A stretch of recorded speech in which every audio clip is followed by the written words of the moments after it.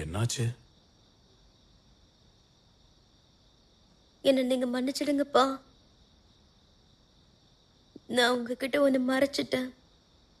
எதை மறைச்ச?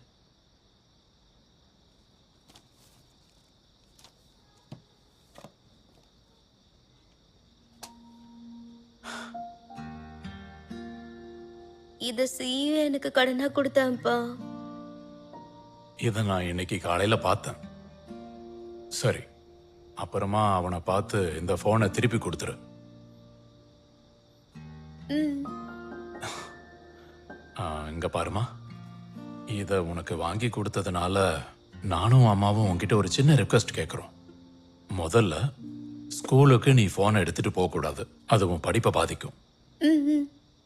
ரெண்டாவது, ஆ, அம்மா சொன்ன விஷயத்தை பத்தியும் கொஞ்சம் யோசி.